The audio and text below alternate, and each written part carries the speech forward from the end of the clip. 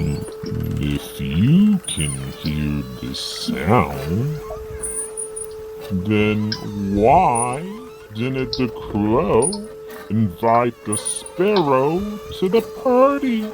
Hmm? Hmm? Because he's too cheap, cheap, cheap, cheap, cheap, cheap, cheap, cheap, cheap, cheap, cheap.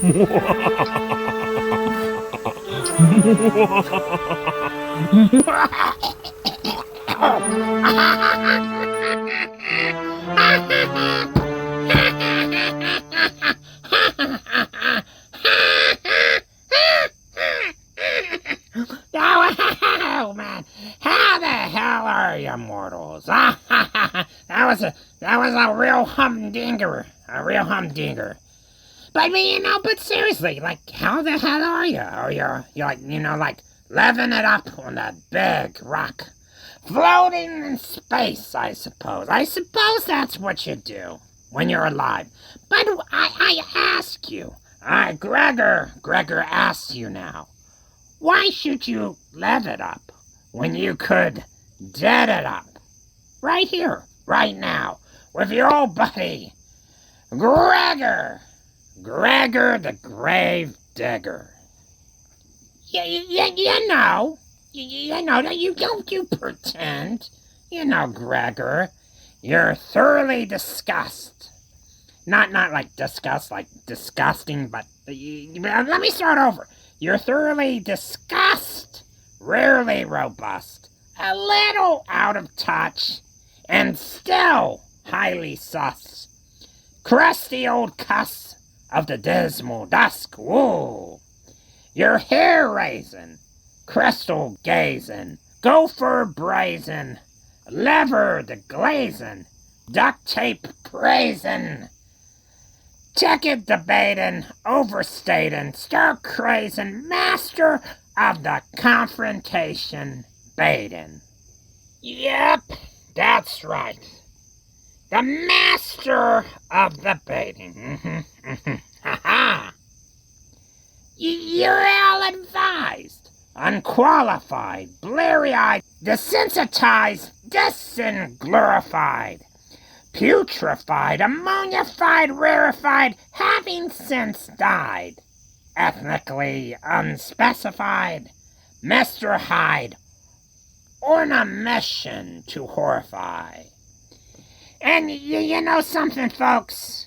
I was just cleaning out all the losing lotto tickets. Like clearing them out from my storage bathtub.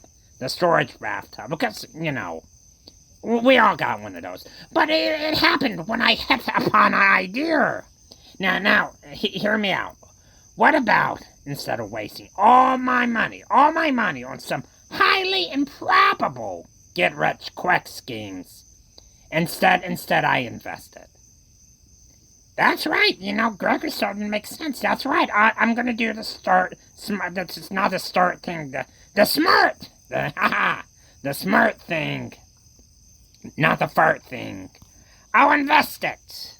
I'll invest my money in an even more outrageous and totally bat-insane get-rich-quick scheme. So, tonight, folks, you have the privilege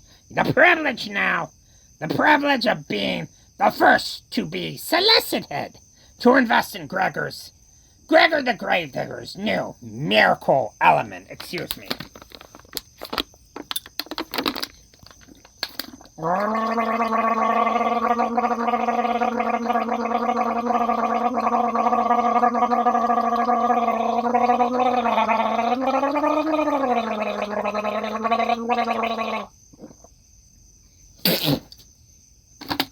Now, wait. Hang on. What was I? Oh, yeah, my new miracle element. An element known as Gregorium. Because, it sounds like fancy. Like that mustard. Because that's what I associate with fanciness. But yes, Gregorium, a revolutionary new element that will, revolutionize revulsions and that'll revolutionize revolutions. No, that will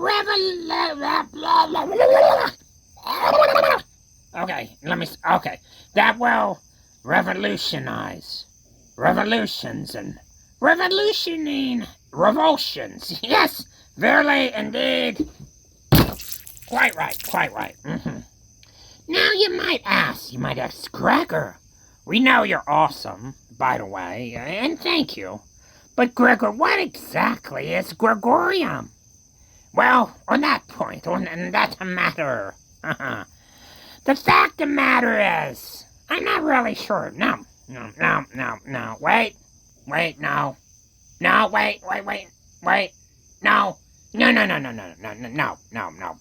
Yeah, pretty much, I have no clue. But hey, look, it's an infallible strategy to make me fastly rich. An infallible strategy because all I's got to do is mix a bunch of random chemicals together and boom! But like, hopefully not like the literal boom, like explosions, but like boom, like a surprising boom, bada bing! A new element made for mixing together commonly found household chemicals. Yeah, if you haven't guessed, your children probably shouldn't listen to this episode. But anyway, a new element, and I'll have lots of money, then, California, here I come. Just like that. Clap it, boy. I wonder what happened to him. Irrelevant, but, yeah. Oh, and, come to think of it. Come to think of it, wasn't there something else? Like, I think there was something else I was supposed to do in this. Oh, yeah. I'm supposed to introduce y'all to the thing that what be going on tonight. Yeah, alright, so tonight's, thing that's scary, and it's a thing. It's a whole thing. That's right. It's a whole thing, and we got a wonderful show for you folks. A wonderful show. It's chilling. It's chilling. And this chilling hour is about the thing you least expect would happen, but happens. No, maybe not least expect, but it's still kind of unexpected in this next one, in this next story. The story which is about, it's about the thing I just said. Yeah, obviously. A terrifying tale of terrors. Now, I think I've said that before. Man, I gotta really work on these things. There's some research. Not that I haven't listened to the story. Obviously, I know what I'm. Gregor knows what he's about to play before he plays it. Okay, fine. I don't know what the story's about. I mean, I kind of do. But, I'm not supposed. Why am I. Look, here's the thing about horror hosting. They're supposed to be enjoying the story to you, like, with you together, but they always seem to know what it was about. And you know what that is? That is them watching or listening to the program without you. That's deceitful. It's deceitful. Hence, I don't know what this story's about, because I'm enjoying it with you. Ha. And without something, we're gonna play that story, and we're gonna listen to it, and it's gonna be cool, and you're gonna have fun. Yeah, you better have fun. You better have fun, and I'll see you in the inevitable sequence of the show in which I come later, because that's how horror hosting works. Just go listen to the show. I'll see you. Okay. Alright.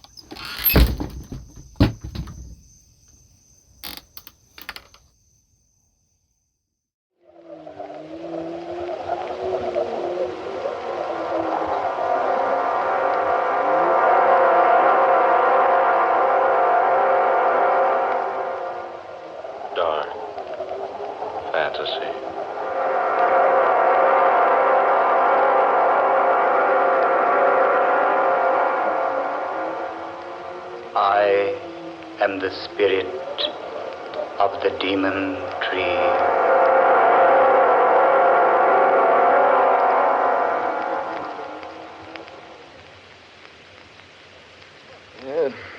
3 pounds on the Jack of Diamonds.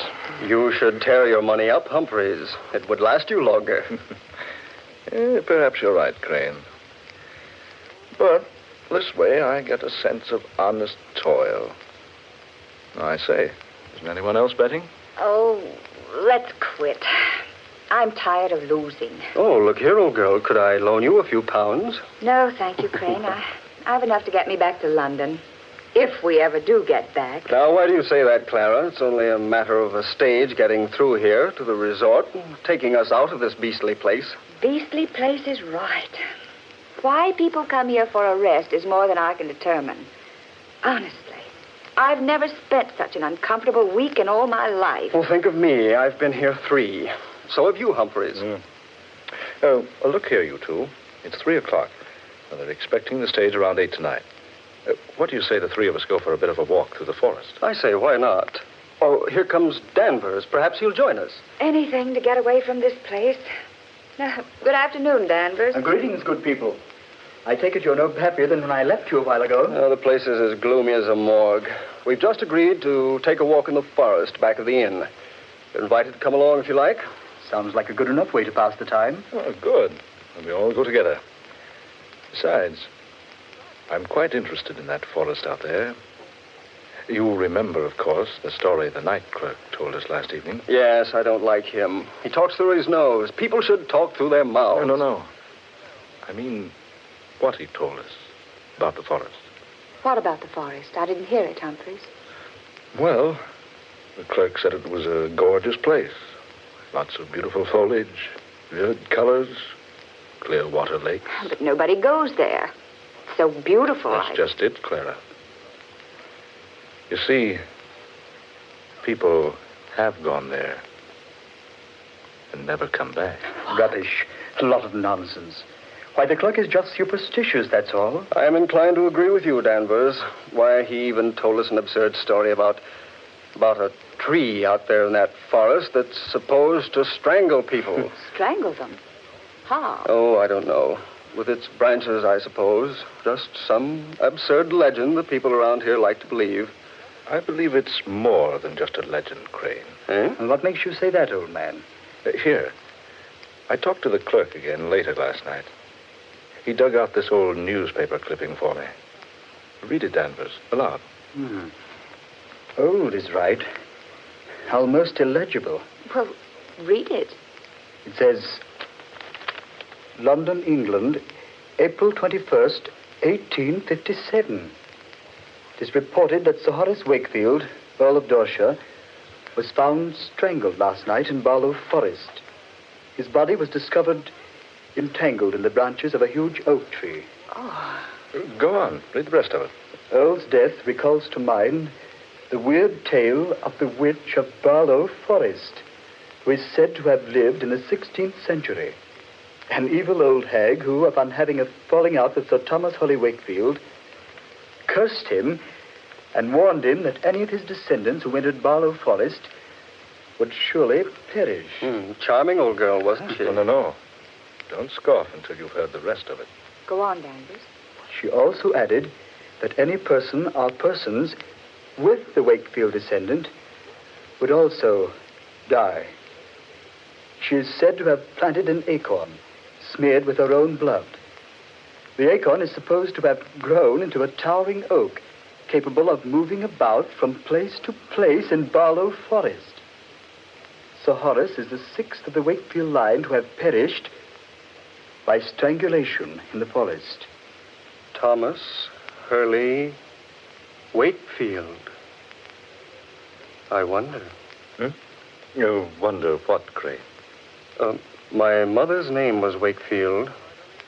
I was just wondering if she was related to Sir Thomas. Oh, of course not, Crane. It's just a story. But an extraordinary story, didn't you say? Well, yes. Wouldn't do very well as a bedtime story, would it? A demon tree. I wonder if we could find it. Well, Let's have a try, shall we? I'm game. Don't let anybody say I'm not. Then let's go. Oh, Humphrey's going along. I say, Humphreys, are you daydreaming? No, I was just thinking.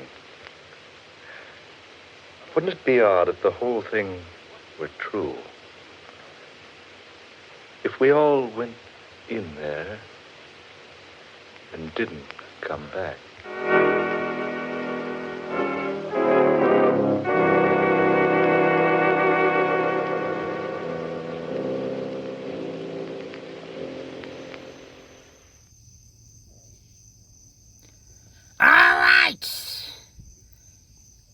Keep your radio dial set to Vile, and I'll be back in just a little while.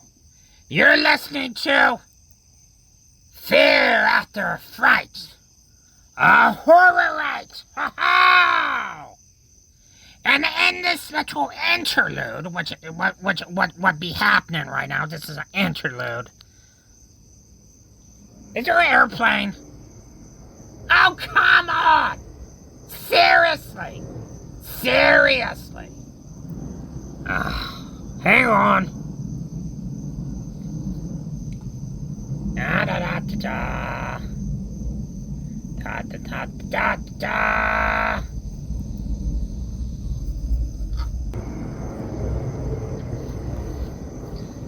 Okay, come on, come on. Come on! Come on!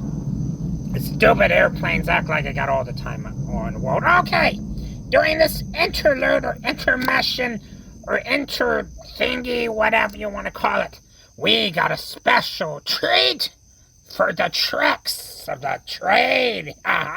Whatever the hell that means. Anyway, what we do got is a musical guest. Gregor, you got us a musical guest. Yes, I can do things. I'm not totally incompetent. I can add some variety and spice to an otherwise kind of like episodic, repetitive program, but still pretty good. Don't you undermine me. Anyway, so here tonight, from the land of drop beers, goanna firms, and kangaroo feathers, and they are, the Mad Blood! Woot woot! I think that's what you do. You say woot woot. Okay. You know what? You don't know? You haven't heard the Mad Bloods? The Mad Bloods, those turbid, off the grid, matters for bed. Look what you made me dead. Well-lived monster kids, rocking it out amid a bed of severed vampire heads. Those vicarious, precarious, nefarious, at times delirious sons of a wally-eyed Sagittarius. Those electronic funk don't take no bunk. Well, dunk on a road-killed skunk while getting still pretty drunk. Look. Sacred monks, what be having that dank Aussie spunk? While not the least bit the funk, I give you the Mad Bloods, those horror punks. And here is a song that is so insane. It's as insane as exactly as it sounds. Yeah, it's wait a second. Walking the Sasquatch. What is it again? The song's so insane I can't remember the title. Hang on, let me look it up. Hang on. Be patient with Gregor. Gregor's patient with y'all. No, that didn't bring it up. Wait. Did I spell Sasquatch wrong? I think I did. Yeah, hang on. Yeah, it's the insane. Yes, Sasquatch takes a walk and hit it.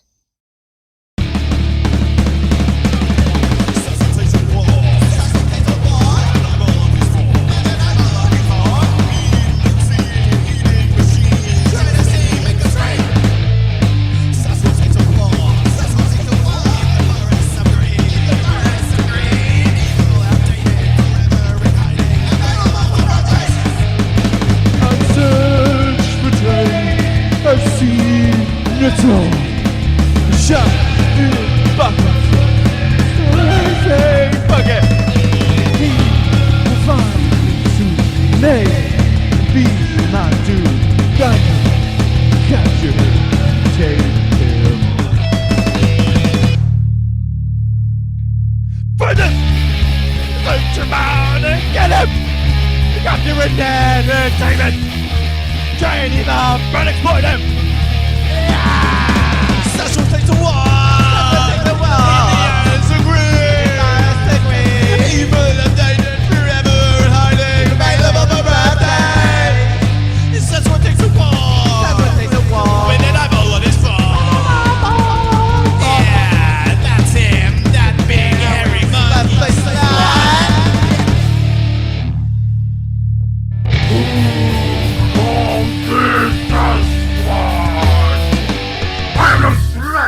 I conquer all! You cannot find me!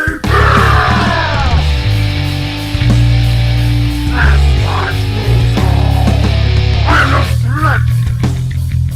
We will rule again!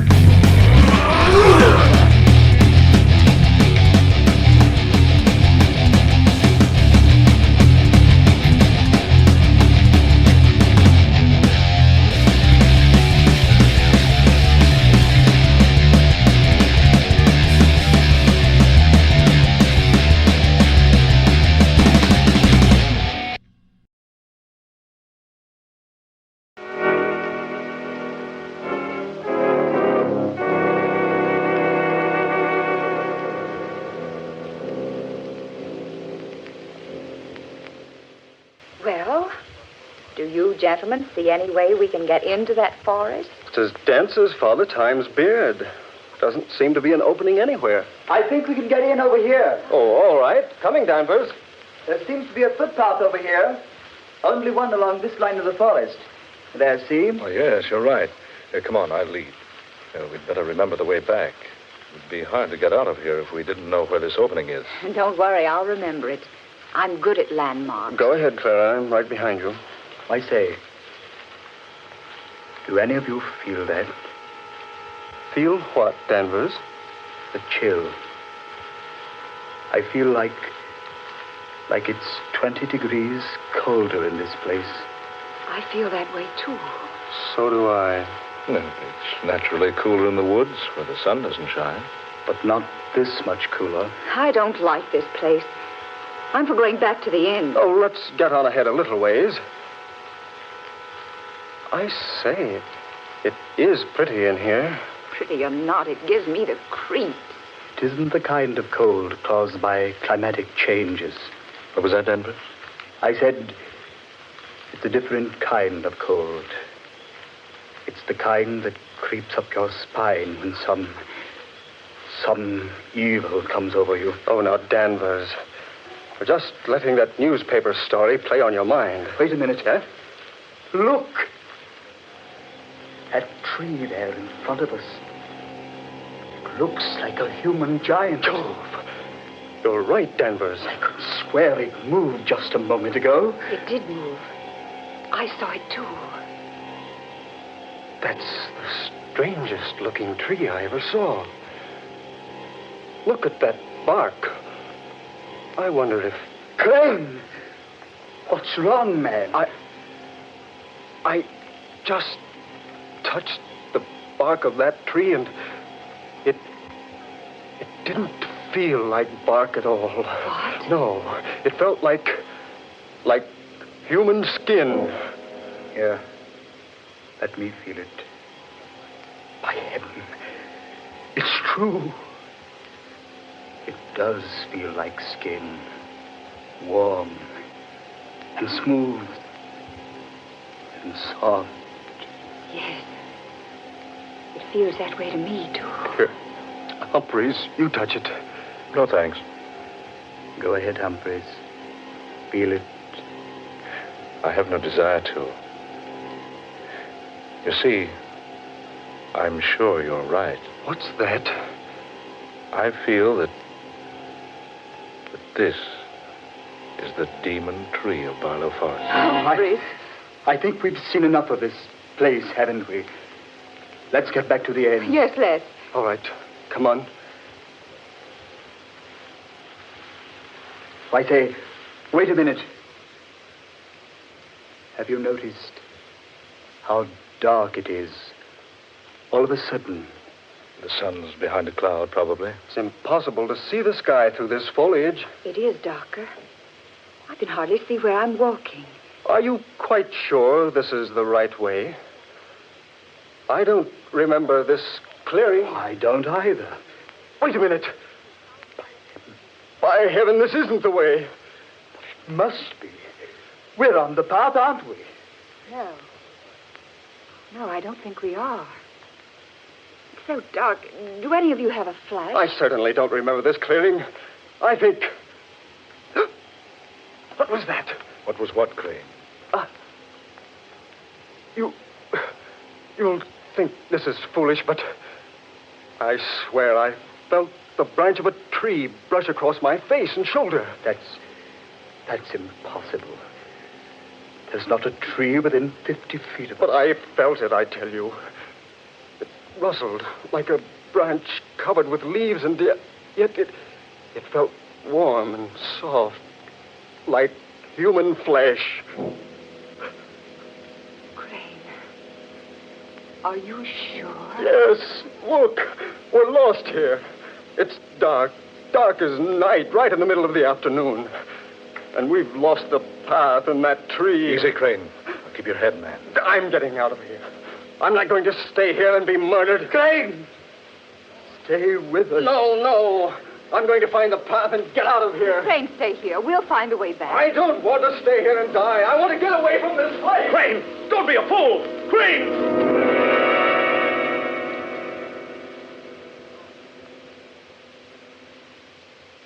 Gone. Now he is in for it. We're better off by staying together. I don't know whether we are or not. Listen!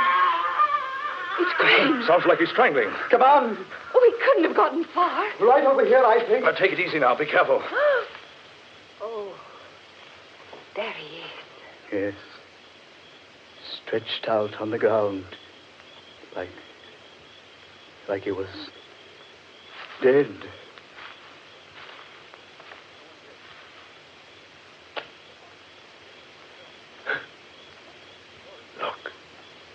Look at him. Oh. Marks on his throat. Like hands would make. That wasn't done by hands. See? Stains on his skin. Green stains. Thomas Wakefield Crane. Oh, what a horrible way for him to die. Clara, that tree. This is where we first saw it. Now it's gone. Humphreys, you're right. This is where it was. I'm sure of it. Then what's happened to it? The important question is, what are we going to do with Crane? We'll have to leave him here till we can find a way out of this place. Poor Crane. It happened so quickly. One minute he was with us, and the next... We warned him not to leave us. Now, the three of us had better stay close together. Oh, yes, for heaven's sakes, let's not get separated. And do come on.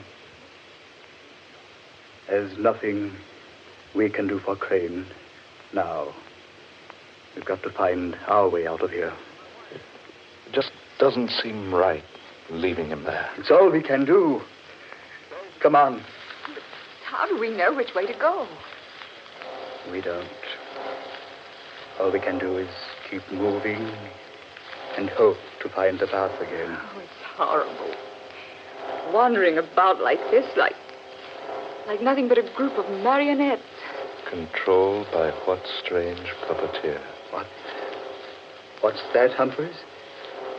I said, controlled by what strange puppeteer? Humphreys, surely you don't think we've been purposely led into this? Who can say? Oh, now, Humphreys. Crane went off the deep end. We've got to keep our heads. We found a way in. Surely we'll find a way out. Yes. Yes, we did find a way in. But what about the chill? The darkness? There's some explanation. Perhaps a storm is coming up. Yes, that could be it, couldn't it? Storms don't rise that quickly in this part of the country. And the darkness. It came down on this forest like a shroud. Yes. Came so quickly. Reminded me of how a corpse must feel in his coffin when the lid is put over him. Look here, Humphreys. I'm about fed up with that sort of talk. Only a fool refuses to face the facts, Danvers. You know this isn't any ordinary situation we're in. The chill of winter in the summertime, darkness in mid-afternoon, and a tree that strangles. It was probably just an accident, Crane's death. Why don't you stop trying to tell yourself that the tree was only an imaginary thing? We all know that it's real. Humphreys. And as alive as any of us. The bark did feel like human flesh. Danvers. Humphreys. Look. What is it? A glow of light there ahead of us. It's the tree. There. Now, what do you think, Danvers? Look. It's the tree moving along in a glow of phosphorescent light. Good heavens. It's the same tree. It looks like a human giant. It was nowhere near here. It was back there. Do you two see what the tree is carrying? It's carrying Crane. It's got him tucked up under that huge branch that looks like a human arm. It's fading now. Disappearing again. Fading away. Yes. Gone. He's gone. Now do you believe, Danvers? Now do you admit that the tree is alive? What else can I believe? I don't know. Danvers, look out! He's fallen into a water pit. Oh. Help! Humphreys! It's quicksand! Humphreys, he's sinking. Help! I'm into my waist! Get me out of here! Stand still, Danvers. You'll just sink deeper. Quick! Help me out of here! Get something I can grab onto! Here, Danvers. Danvers, grab the end of that pole. Here, let me help, Humphreys. Grab it, Danvers. Grab it. The pole, Danvers. Grab the end. We'll pull you off. I can't! That tree branch! It's beating me! Good Lord. Listen, Clara. A tree branch. But we can't see it. I can't get near the pole. The branch keeps beating me back. Humphreys, do something. He's up to his shoulders now. I can't make it. I can't help. Save me! Save me! Why? He'll go under the quicksand and strangle. Danvers, there's nothing I can do. That tree! The demon tree! There's no escaping from it.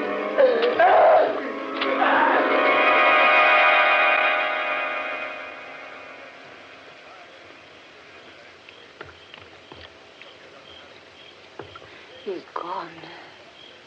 Poor devil. Didn't have a chance. Humphreys, we've got to get out of here.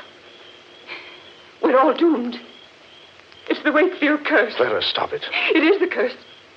We're helpless. There's nothing we can do to save ourselves. Clara, stop it. Humphreys. Now, we can't give up. We've got to find a way out of this place. Follow me. Be careful where you step. Whatever happens, keep your head, Clara, for heaven's sake.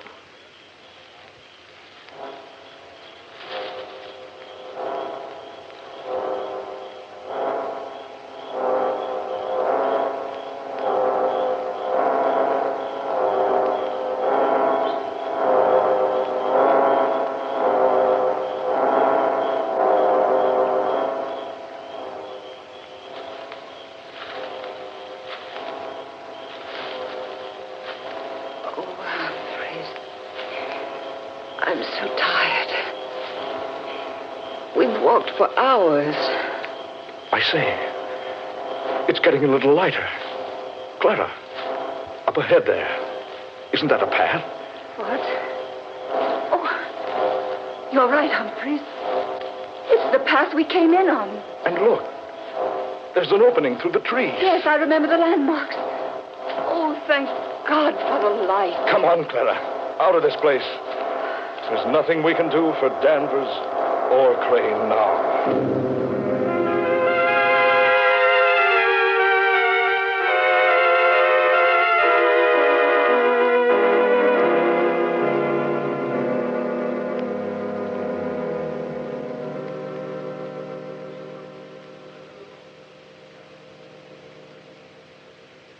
Clara. Yes? I wonder if you feel as I do. I thought we'd be safe back here in the hotel. I don't know how to describe it, but I have a feeling that this whole business isn't over yet. I know. I've had the same feeling. A feeling that we're not finished with the demon tree. Or that it's not finished with us. Yes, exactly. Yeah, my room.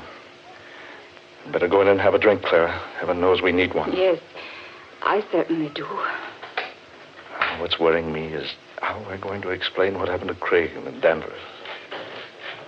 Yeah, wait a minute. I'll get the light. There. Humphreys, on the bed there. Good Lord. The branch of a tree about 2 feet long. Humphreys, don't touch it. Look at it. Look at it. A fresh, living branch. Put it down. Oh, Humphreys, I'm getting out of here. Where are you going? Down to the lobby and wait for the stage. Oh, hold on. I'll go with you. Wait, Clara. Wait, it's 3 flights down. Let's take the elevator. All right. We can get the thing up here. It's automatic. Just push the button, it'll come up. Humphreys, look. Someone left the steel gate open. I say, that's dangerous. It certainly is. Humphreys, that branch is pushing. Drop it. Humphreys! Ah!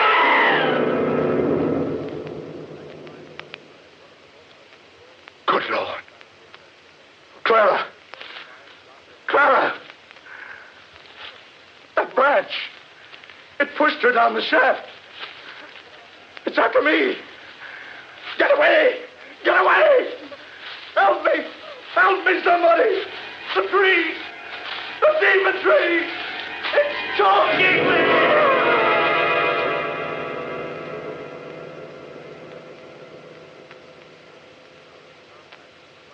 Any descendant of Sir Thomas Hurley Wakefield who enters Barlow Forest is doomed to die, and all who enter the forest with him are likewise doomed.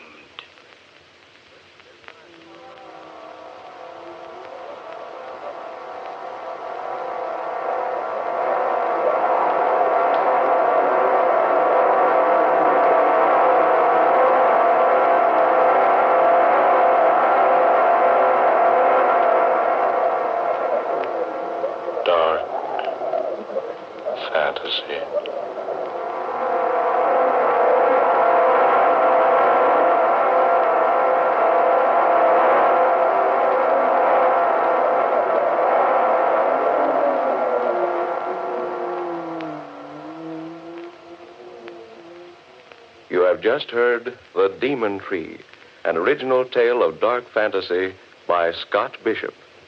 Tonight's cast included Eleanor Naylor Corrin as Clara, Ben Morris, who was Humphreys, Garland Moss took the part of Danvers, and Murillo Schofield was heard as Crane.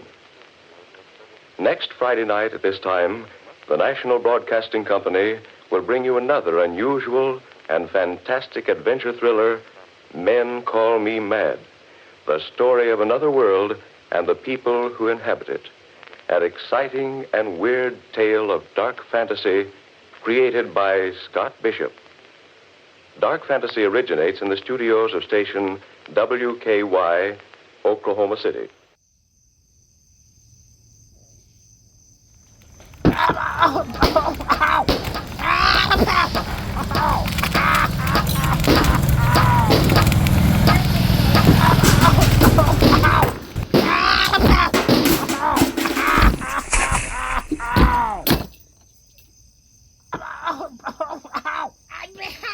What do I care about your fence? Hey, it was sinking on my side of the property. Oh, I'm sorry. Well, the next time you think to build a fence, maybe you should have built it by a swamp and in the way of my moped. Ha ha! Give me a second, I gotta close it. Close! Why won't it? Oh, crap. Alright. Oh, wait, hang on. It's still dramatic. It's still dramatic, even when the door refuses to close. Give me a second. I'll just use ropes. Hang on. Oh, and now an airplane's interrupting me. Curse you, airplanes! Curse you, Morden! That's my neighbor. I'm yelling at him. Curse you, Morden! Any horror. Any horror. Yeah, I said horror. Anyway, horror. Something.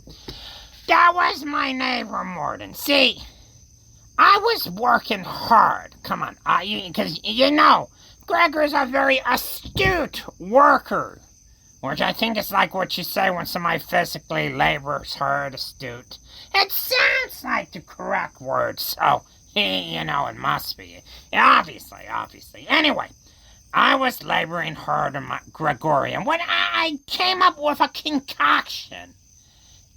Then after I came up with a physical concoction, I added to that physical concoction a mental concoction of ideas to pour it inside of the gas tank in my moped.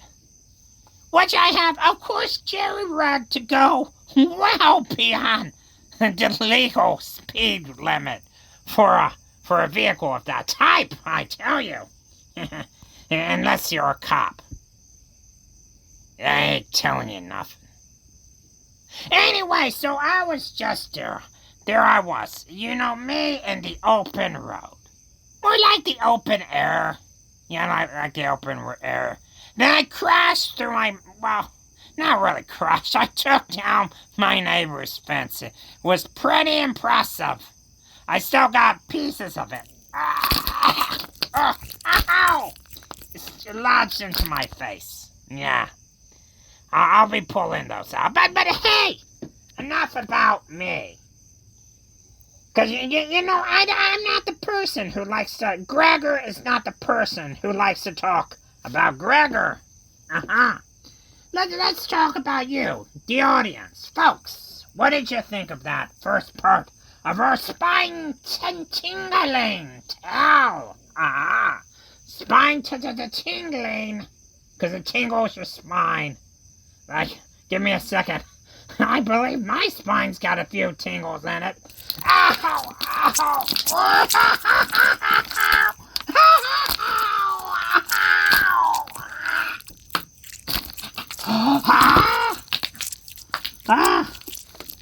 Very tinkly.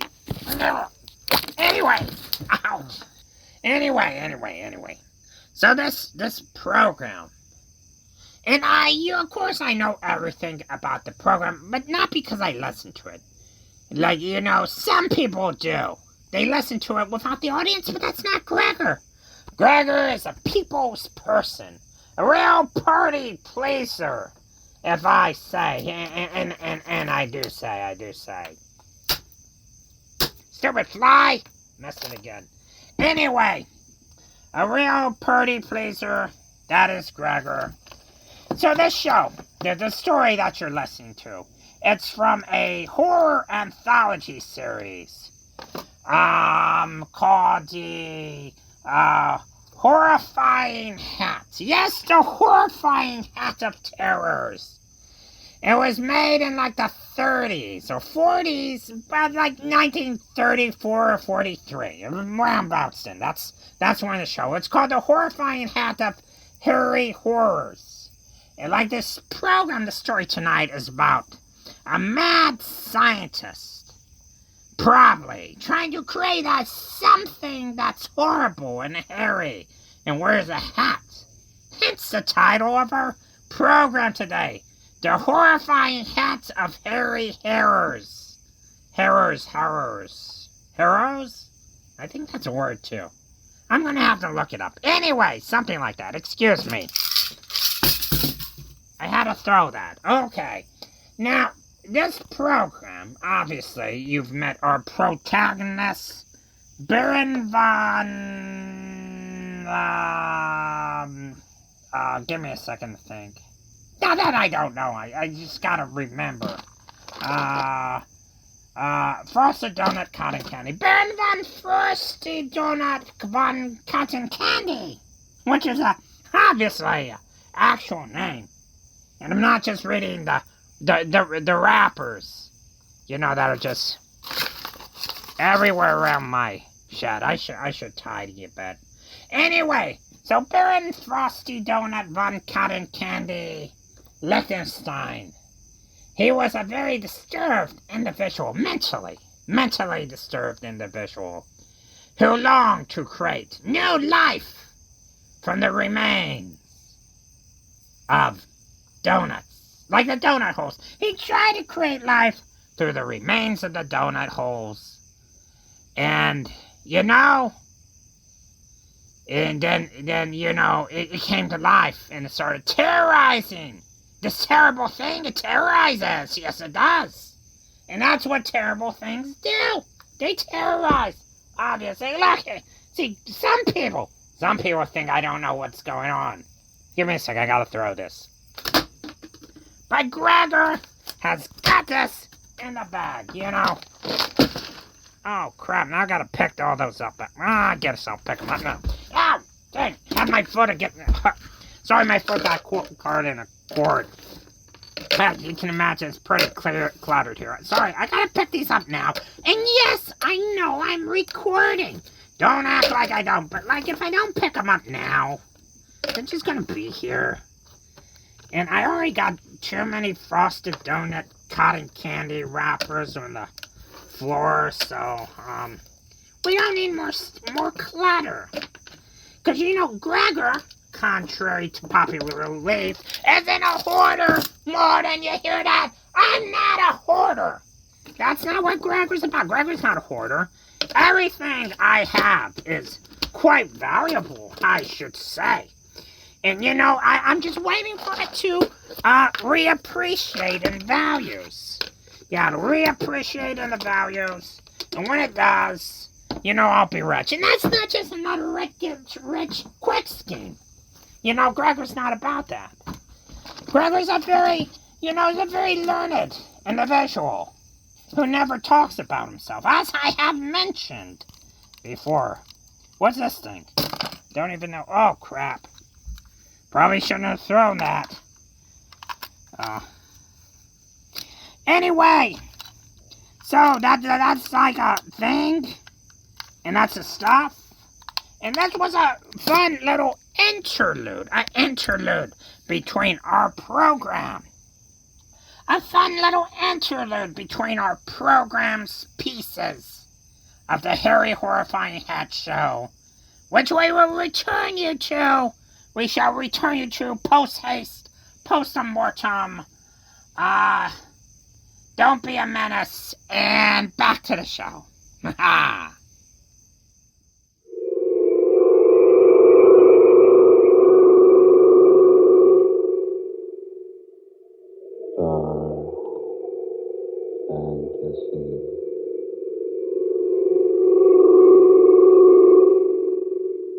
Anybody here? Richard, that high-back chair. There's someone sitting in it.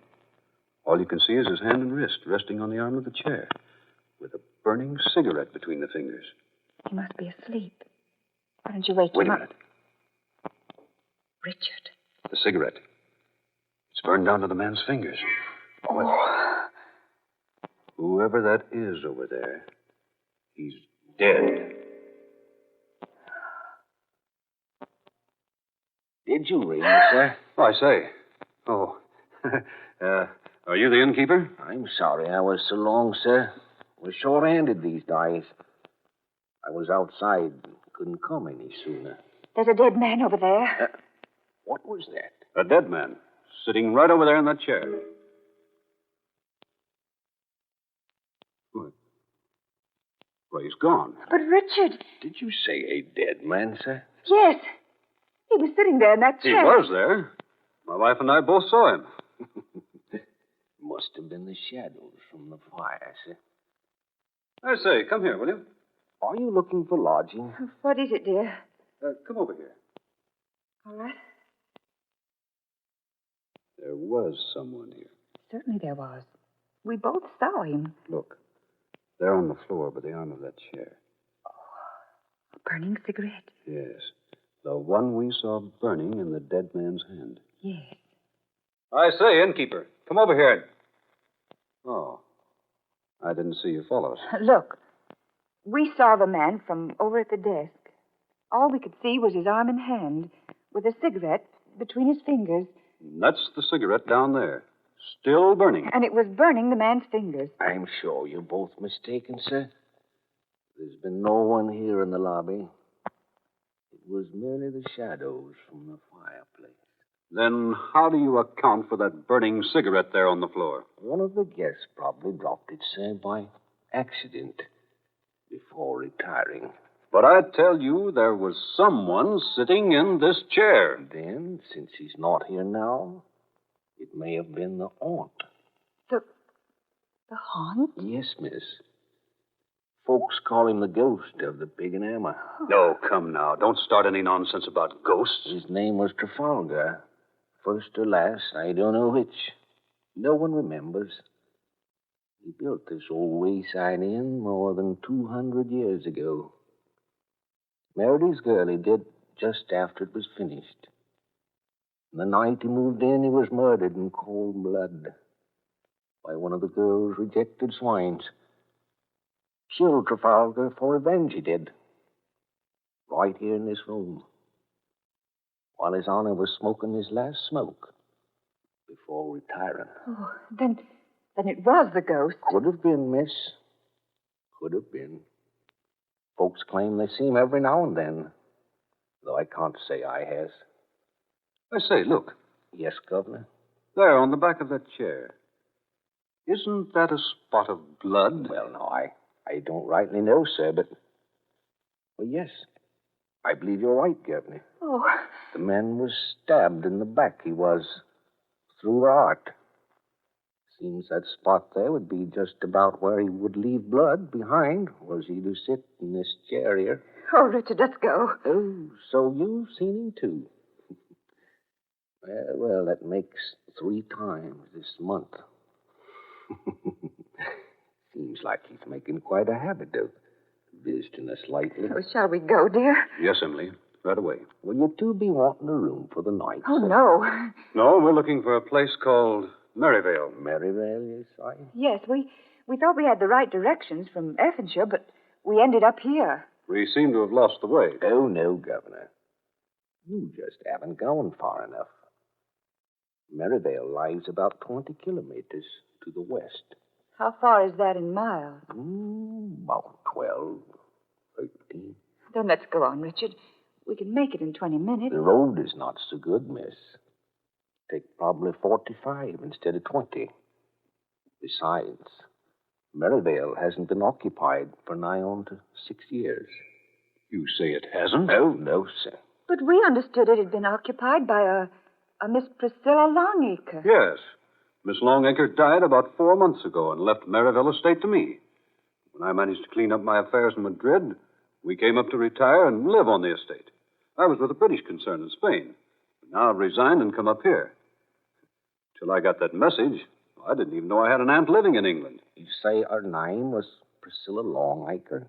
That's right. She died late in December. A day or so after Christmas. Priscilla Longacre has been dead for 5 years. No. What? Indeed she has, Governor. At least folks say that. 5 years ago, she telephoned here to the inn, she did, and asked for Dr. Eiley. He answered the call and found her dead. So he come back to make a report. But when the authorities got to the place, the body was gone. Some say it was stolen. Some say the old lady become a zombie. Oh. Anyways, she was never seen again. And Maryvale was closed up because nobody knowed who was kin to the old lady. But that's impossible. Why, I was notified early in January of her death. Who notified you, Governor? Why, the man you just spoke of, Dr. Hiley. You couldn't have been notified by him, Governor, Why not? because he died 2 days before Priscilla Longacre. But I have his letter. Oh, have you now, sir? Well, yes, of course. Outside in my car. He said he would meet me at Maryvale tonight. Then maybe you're going to see another ghost before the night is finished. Eh, Governor? Richard, please, let's go. Yes, dear, right away. Now, look here, innkeeper. Is what you've been telling us the truth? Of course it's the truth, Governor. Why would I be telling you things what ain't true, huh? Then there hasn't been anyone living in Maryvale for 5 years. And Dr. Hiley has been dead that long, too. That's the gospel truth, Governor. You'll see so for yourself when you get there. Well, that's where we're going. You say it's about 12 miles. About that, Governor. You'll come to a fork just around the turn, up a ways. Take the left one. The other goes to London. Right. Come along, Emily. Yes, dear. If you need anything, my name is Jason. You can telephone here if you like. Just ask for the pig on the hammer. Yeah, all right. Thank you very much. Yeah, say, this wind's strong. Come up in the last few minutes. Richard, Yes, dear? did you notice that man's hand? The right one? No, dear, I didn't. Why? There were deep, angry burns on top of his forefinger and the middle one. Like burns a cigarette would make.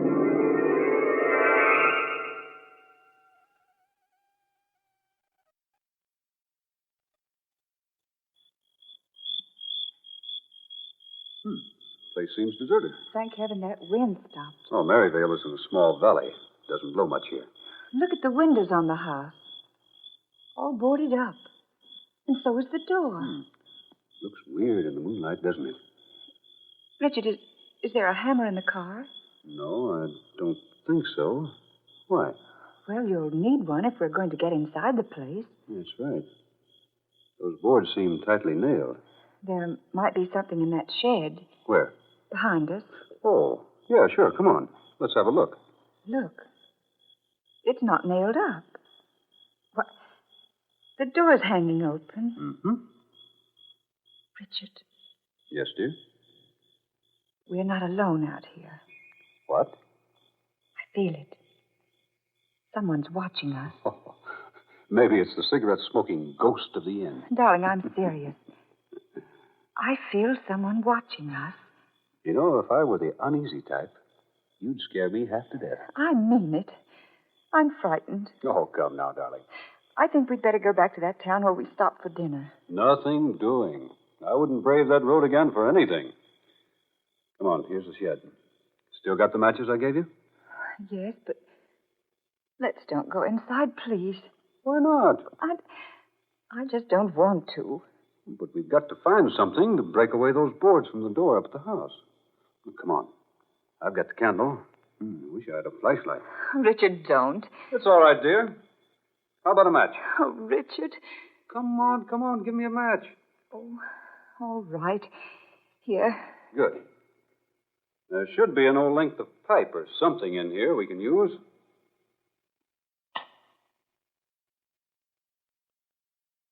There we are. There. Candle lit. Will you hold it, dear, while I look around? Richard. What's that? Over there in the corner.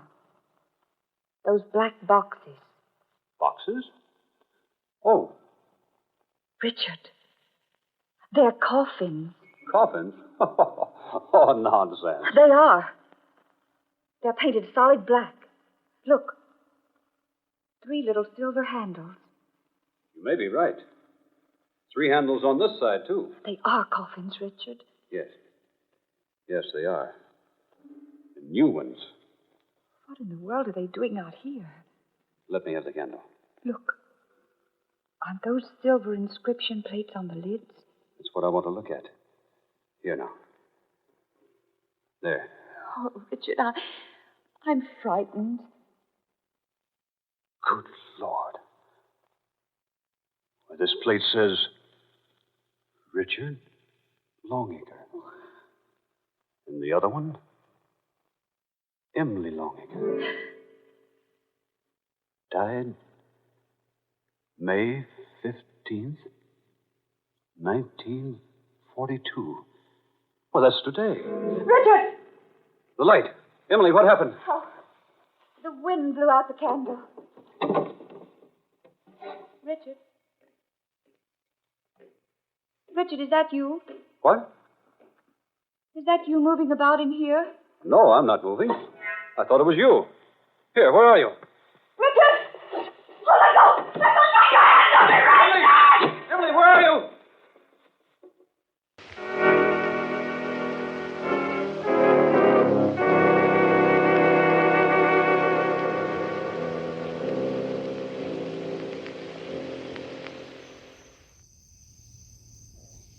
And once again, the mad blood!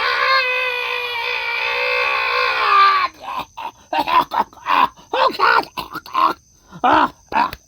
Okay, now you go. And this time it's gonna be, it's not poison, it's potion. It's potion what it is. They're gonna sing potions. Good song. Listen up. Listen, y'all.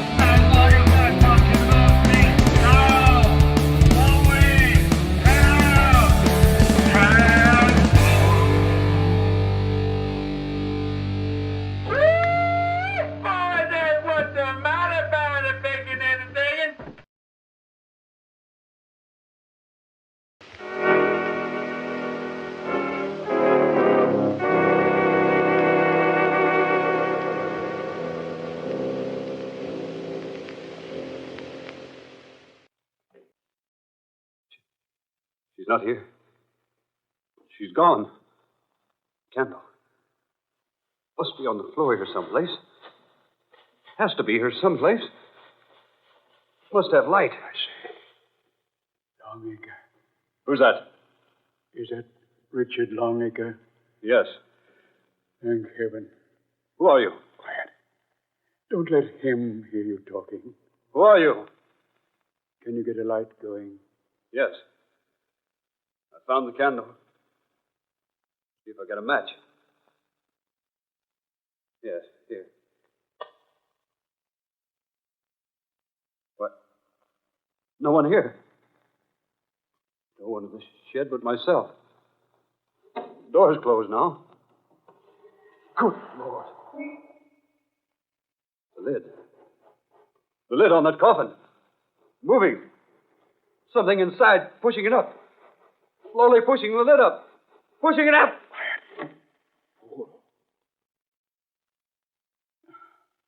Take this confounded lid, will you? Well, don't stand there looking like a stupid country bumpkin. Take this lid so I can get out of this cursed casket. Who are you? How did you get in there? Will you take this lid, you fool? Sure. All right. There. Now, help me out. Sure. Give me your hand. Here. There. were you in that thing? Oh, heaven only knows. Hours before you and your wife came into the shed. My wife? Where is she? I have a pretty good idea. Where is she? I rather imagine he's got her. He? Who? Stuffy in that box. Who? Where's my wife? Quiet, you fool. He comes back and finds me here. Who are you? Tell me what you know. My name is Warren Hiley. Hiley? Yes, Dr. Hiley. The one who sent you the notice of your aunt's death. But he said you were dead. He?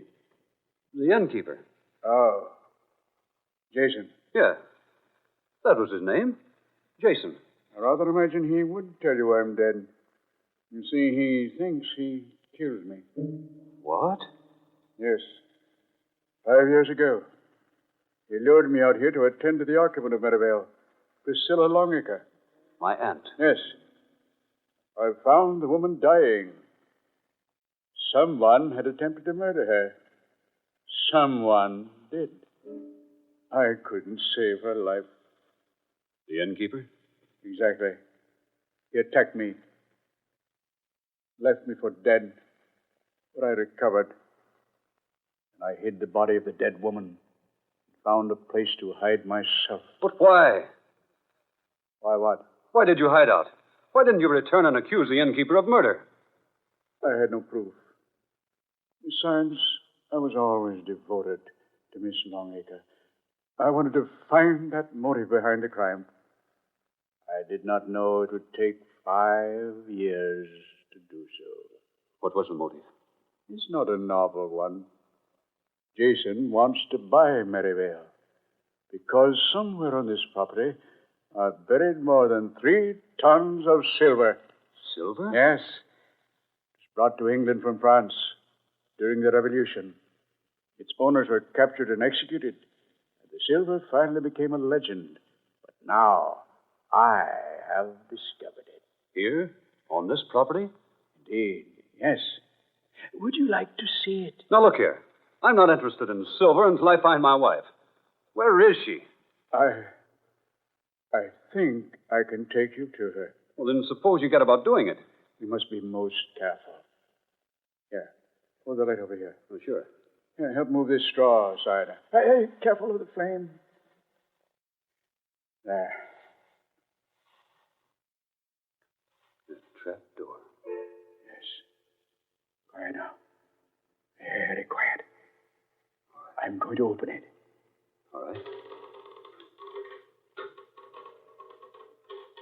Careful now. Give me the light. You go first. All right. I'll follow. Careful. Careful at the bottom. There's a quicklime pit just a few feet from the bottom of the ladder.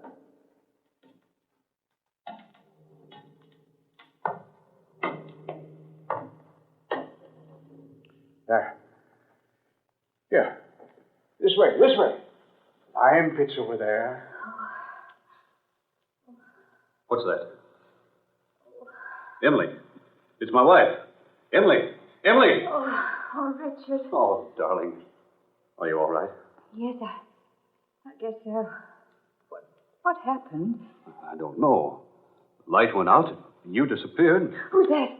Oh, Dr. Hiley, dear. The one who sent us the notice of Aunt Priscilla's death. Doctor, my wife. Pleasure, Mrs. Longacre. Where are we? This is a chamber beneath the old shed. I discovered it the day Priscilla was murdered 5 years ago. I brought her here. Can you get up, Mrs. Longacre? Yes, I think so. Here, dear, I'll help you. I must have fallen down here. Will you come this way, please? Can you walk, darling? Yes, I'm all right. Over here, if you please. All right. Come, dear. Here. Under the heavy glass. Look. The body of an old woman. She was Priscilla Longacre. I've kept her here all these years until I could get the entire Longacre clan together. Now you are together.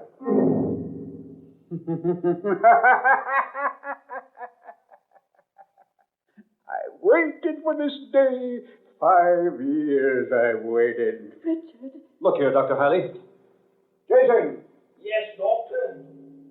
Jason. The innkeeper. Watch them closely, Jason. I'll watch them, Doctor. Richard. You, Dr. Hiley. You told me Jason wants to buy a Maryvale. It's you who wants to buy it. You'll never repeat that to anyone, Mr. Longacre. Lies. Everything you told me, nothing but lies. You killed my aunt. It took me 5 years to locate her only living relative, you, Richard Longacre. And now that you are here, Maryvale will soon be mine. Oh, but you can't murder us. And no one will ever find either of you in the lime pit. Oh, no. No. Your coffins are prepared up above there. Tomorrow there will be a funeral, but your bodies will not be in the caskets. Oh, Richard. Do I get my pie now, Doctor? Oh, yes, Jason. Of course. Here. Oh. You've killed him. No such luck. Merely rendered him unconscious. But he'll never regain consciousness. What are you going to do with him? The lime pit will take short work of him. Oh, no. No. Get back. You'll join him soon enough. Oh, don't do that. Oh, wait. Stop. I intended for you to fall into that pit. And I threw you down here through the trap door up there. It was you up there. Crawling into that coffin and pretending to hide was all a lot of sham to lure me down here. Now, look here. I demand that you release us. You're in no position to demand anything. Your aunt is next, and you'll follow her. And I warn you, this gun I have is loaded. What are you going to do? The old lady goes into the pit next. Oh, Richard. Let her alone. No, not in the light. I kept her hidden down here for 5 years. When I heard you were coming here, I finished. Put that body down. Stand back. I'll shoot if you come nearer. Richard, don't. You've done enough, Hiley. Stand back. Put her down. No, she's going into the pit. Put her down, I say. Richard, come back. You devil. Richard, that woman. You killed me, didn't you, Doctor? No. Take her hands off Thought me. you'd killed me after keeping me here all these years. No. Well, you didn't kill me, Doctor. You stop. You Let me go. didn't Let me go. kill me. Oh, help the pit. The pit. Help me. Help me. Let me go.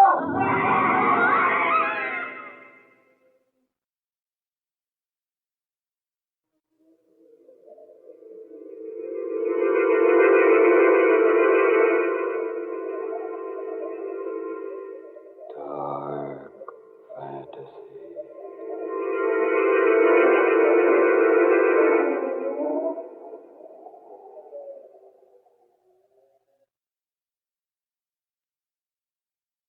You have heard Funeral Arrangements Completed. Tonight's original tale of dark fantasy by Scott Bishop. Alf Daniels was heard as Richard Longacre. Eleanor Naylor Corrin was Emily. Fred Wayne played Dr. Hiley. Georgiana Cook was the old woman. And Muir Height was Jason. And now this is Tom Paxton reminding you to buy United States war bonds and stamps.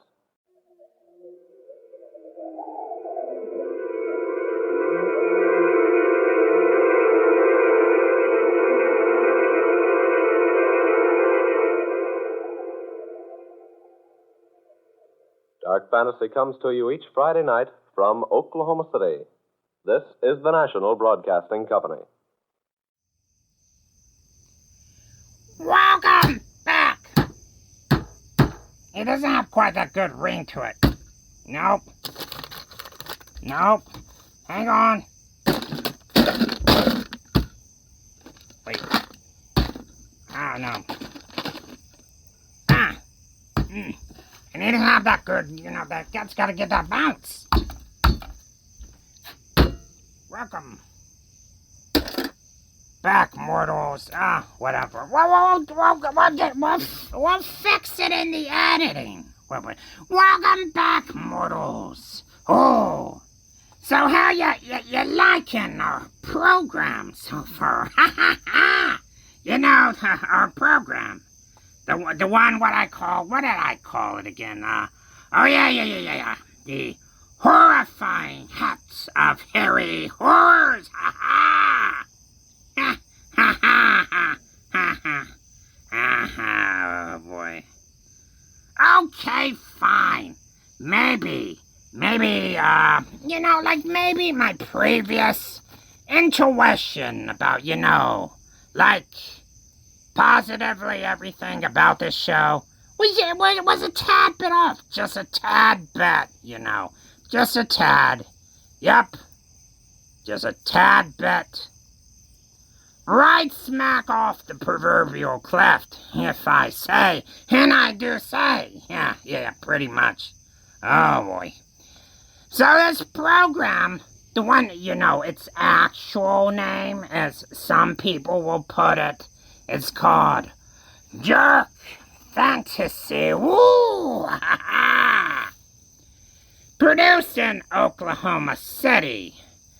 The show was written by Scott Bishop, who masterfully blended genres to create a truly chilling, a word which I have definitely not used any time during this show today, a truly chilling and unique atmosphere, from crime thrillers to stories of the supernatural.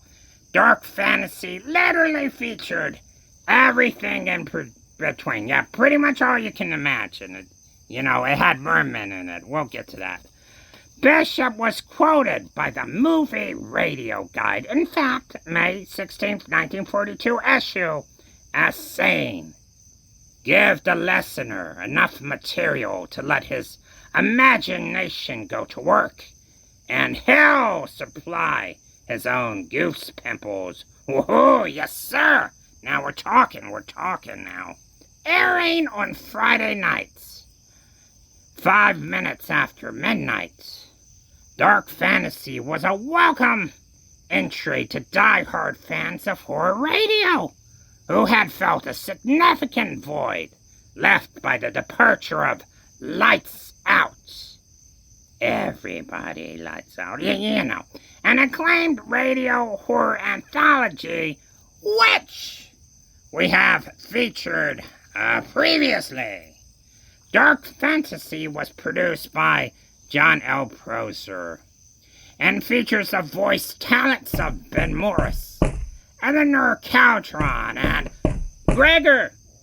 No. No, not myself. But I'm flattered to be thought of having joined in such good company. No, you darn idiot! Open this door, Gregor! Gregor! Oh, all right, fine. Ah, boy, it's him again.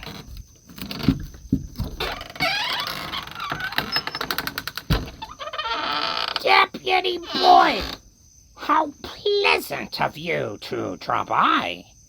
I think it's long overdue, that, I relay my gratitude for the sublime, yes indeed, job that you and your fellows do, in ensuring, put a sock in it, Gregor. I can't even with you today.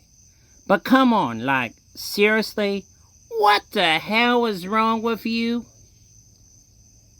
Well, science is still searching for the answer to that question. Yep. Look, Gregor, as I'm sure you know, your neighbor Morden, yeah, that Morden, he called again. And as I'm sure you also know, you were harassing him again, weren't you, Gregor? What? That's ridiculous! That's redonk, as they say, the kids, the younglings. How dare he? That's so unlike me, because, I'm such a Positively enlightened. Yes, enlightened. And kindly gentile, old soul. Ha ha.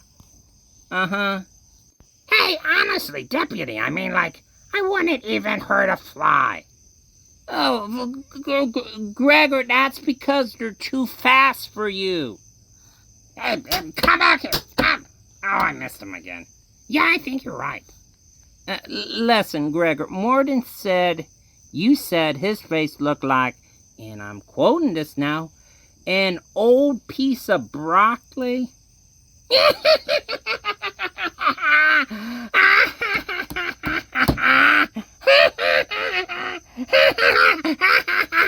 Nope, doesn't ring a bell. Uh-huh. Then you referred to his elderly gray-haired mama as having also, quote, a Cinderella stepmother energy.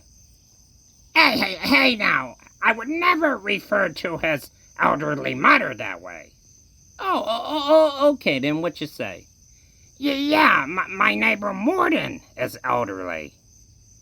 I mean, his mother, I'd refer to her as practically Mesozoic. Precambrian, even for you, our paleontology fans. Gregor, oh, come on. So can I go now? No, you can't, because then you drove your moped MacGyver to go who knows how at 85 plus miles an hour, headed headlong through your neighbor's fence. You remember that, don't you? Hey, I mean, that was self-defense. Gregor, it's an inanimate object. How the hell is that self-defense? No, not self-defense, self-defense. As in I took it upon myself to defense the fence, sinking into my property. Hey, I mean, it was on my property. It was sinking. Gregor, you live on a swamp. Everything sinks into your property. Look, the way I see it, you didn't come all this way because you really want to know. You came here just to skip out of work for like an hour. Is that, am I reading it right? Look, do you got a drink? In the back. Well, anyway, folks, we'll be back in a jiff. Or is it a gif? I'm not sure. I'm not good with images and pixels and whatnot. And, you know, then you get right on back to that program, and we'll see you in the future. Not so distant. Not really, no. Gregor, are you hoarding donut wrappers or something? Hey, don't touch those! Those are collectibles!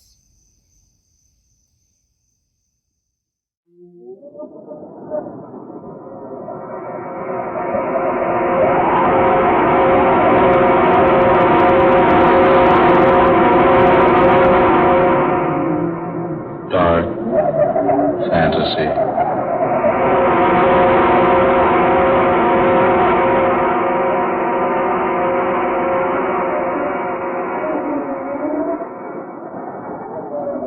I am the thing from the sea.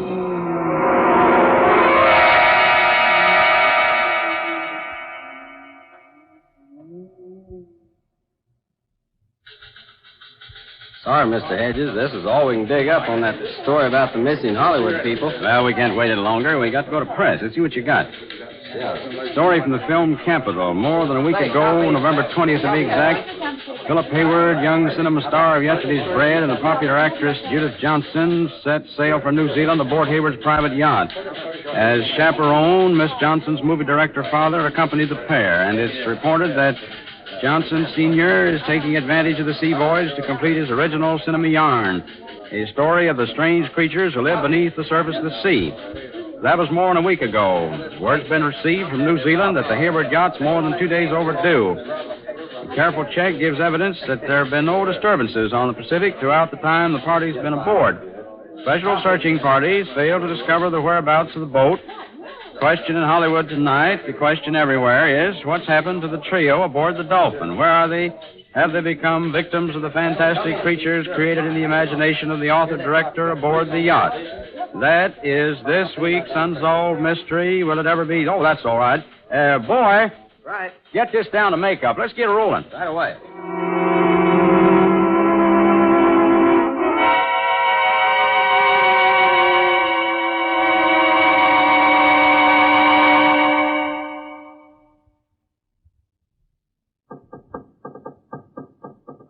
Confound it, Hayward. Stop that fool noise, will you? Oh, take it easy, Johnston. No reason to start shouting at each other, you know. Now, look here.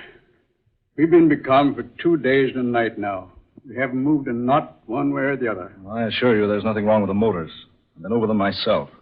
For some fantastic reason, they just refuse to start again. Why? Why won't they start? I don't know.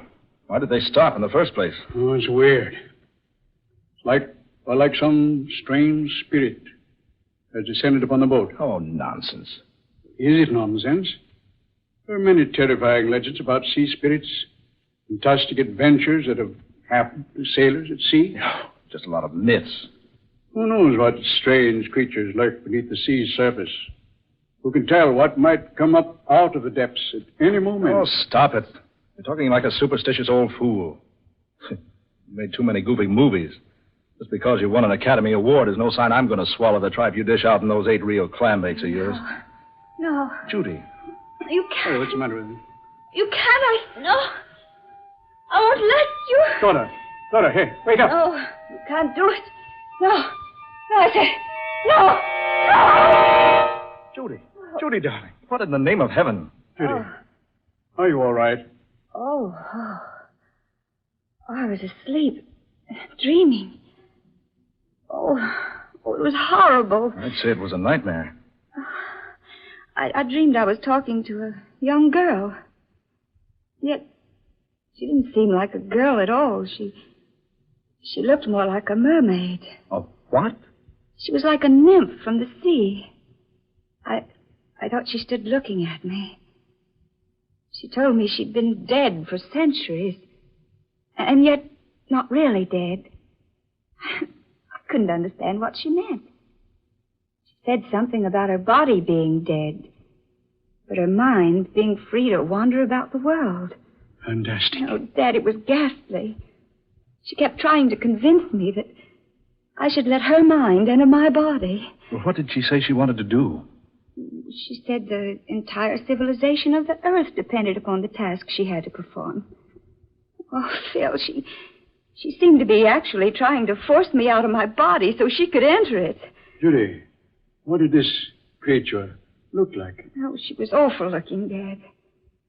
She had long hair, green and slimy like seaweed. Her teeth were brilliant red. They were long and pointed. She kept staring at me with her little beady eyes. They were horrible, for there were no eyelids. She never blinked once. She just stared and stared. Yes? What else, Judy? It was horrible when she touched me. She had long, narrow fingers with no nails on them, and they were covered with fish-like scales. It's positively the most amazing thing I've ever heard of. Mr. Hayward! Mr. Hayward! Oh, yes, Ned. What is it? Oh, I say, look at the lad. Oh, what's wrong, boy? You're pale as a ghost. Mr. Hayward, the Dolphin. She's moving. The boat's moving. Good. The men got the motor started. No, sir. That's just it. The motors aren't running, and there's no wind.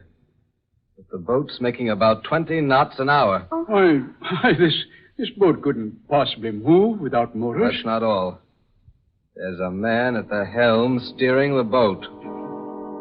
And he's a man none of us have ever seen before. Ned, are you sure? Sure as I'm standing here, sir. And he's the strangest thing I've ever seen. Well, let's go have a look at him. Hey, come on. Judith, You'd best stay here. Oh, no. No, I'm not going to stay here by myself. All right, come along, all of you. Follow me.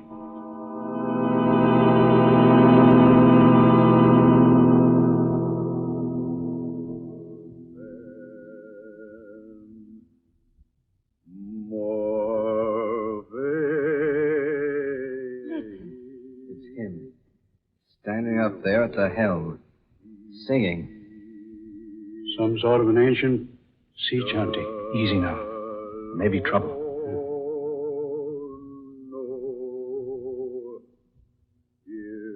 There he is, sir. You see, Mr. Hayward? Oh. Yeah. I say, Hayward, that's no man. It's some sort of a sea monster. Look at his hands, Mr. Hayward. The lad's right. Long, narrow fingers with webs between them. And no fingernails. Dad, they're like the hands of the girl in the dream. Where's he taking us? Yes.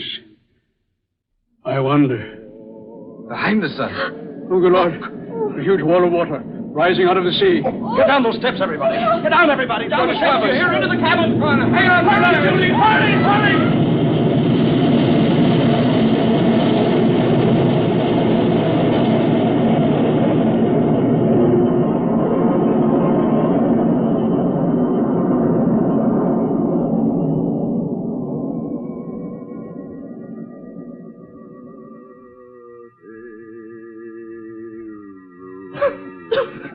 I say, everybody all right? Yeah. Yes, I am. Did Judy get down in the cabin? Yes, she made it. Just managed to close the door before the wave hit. Are you all right? Yes, okay. You, Judy? Oh, what in the world caused that? Yeah, what? No wind. And a wave of water, hundreds of feet high. It's a miracle we didn't capsize. Look, sir. To the port side. Yes, Ned? It's land. Land, by heaven. It can't be. Not in these waters. There's no land for 500 miles. And what's that over yonder? Mirage? No, sir. That's no mirage. It's land. It certainly is. Long, low coast, extending north and south as far as you can see. A low, steaming land. Look. Look at the heavy vapors rising from it. You're right, Judy. It is steaming. That must explain the sultriness that's been round us these past 2 days. Why, I've been in these waters a dozen times. This has never been here before. It's an entire continent, where there ought not to be anything but empty sea. Land from the sea. That explains the wave that swept over us. A wave that high could only have been caused by an undersea disturbance. Oh, nonsense, Johnston. You're trying to say an underwater convulsion forced this vast expanse of land up to the surface. Precisely. A land called Iban. Now, I'll have to have a better explanation than that. Things like entire continents rising up out of the ocean just don't happen. Well, then, if Dad's not correct, what is the explanation? There is no other. A land called Iban did exist at one time, nearly 10,000 years ago. Ruled by a man named Bool and a woman named Lana. They both possessed wonderful powers and knowledge. Bool, the emperor, destroyed the continent of Iban. How? By releasing vast, unknown forces beneath the continent. Forces that only he and Lana knew how to control. But why did he destroy it? I don't seem to recall. I read the legend once, doing research for one of my pictures. It seems that for some reason or other, Bool and the girl were to release their spirits from their bodies. And those spirits were to have the power someday of recalling the sunken land from the sea. Then if such a story is true, that must be the land of Iban we're approaching. Not at all impossible. And if it is true, couldn't that monstrous chanting thing at the helm be Bool himself? Oh, Dad. Taking us with him back to his long-lost kingdom. You don't actually believe that, do you, Johnston? Why not? Well, I certainly don't. Well, Phil, what else can we believe? That wave couldn't have swept us off our course enough to put us in sight of this land. Besides, look at it. Steaming. And that sultry, foul odor. Land covered with seaweed. There's no one at the helm, sir. That monster's disappeared. Oh, but look. There's someone lying on the deck beneath the wheel. It's a man. Yeah, maybe that thing's met with a bit of hard luck. Now, careful. Careful, Hayward. Right. He's breathing. Only slightly. I say, who is he? Not a member of the crew. How'd he get on board? Why is he lying here on deck? What happened to him? Oh, he's conscious. He's trying to tell us something. Look here. Who are you? Stowaway. Hid in the supply room. Went to sleep. I don't remember anything.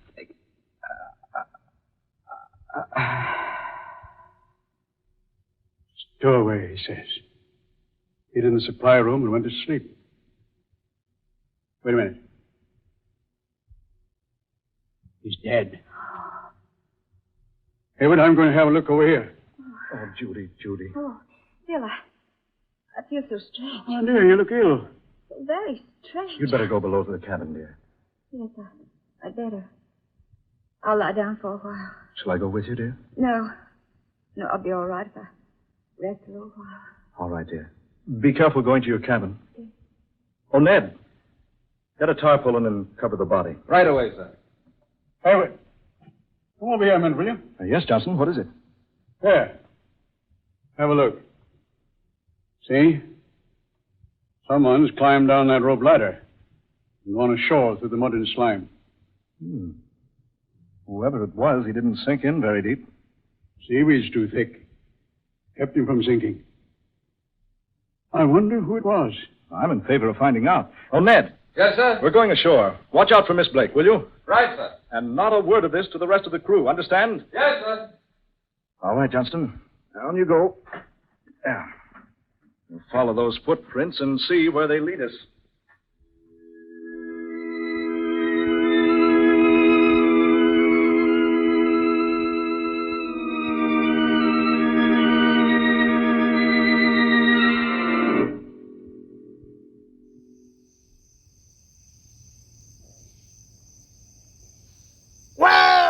Whoa! Welcome back, folks! Ha-ha! And here, again, the Mad Bloods! Those prestigious Mad Bloods, very prestigious, are here with another enchantilating, that's a word, don't look it up, serenade. This one is gonna hit you with all you got, 'cause here right now they're playing Rats, baby, Rot. Ha ha!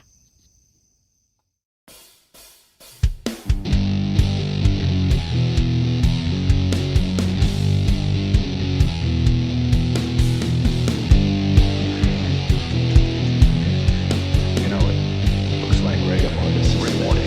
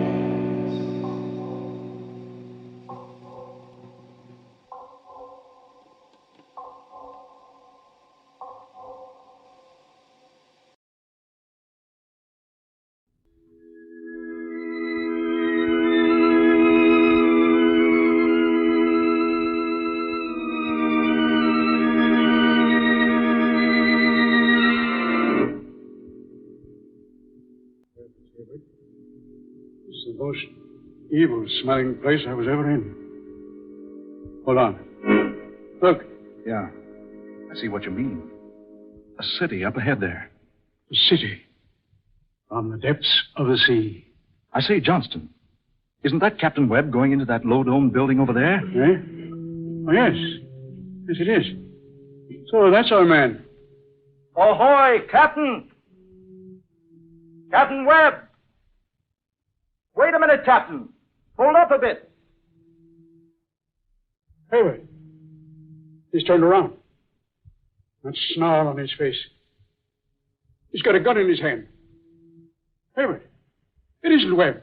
It's that thing. What in the name of heaven is... Stand back, the two of you.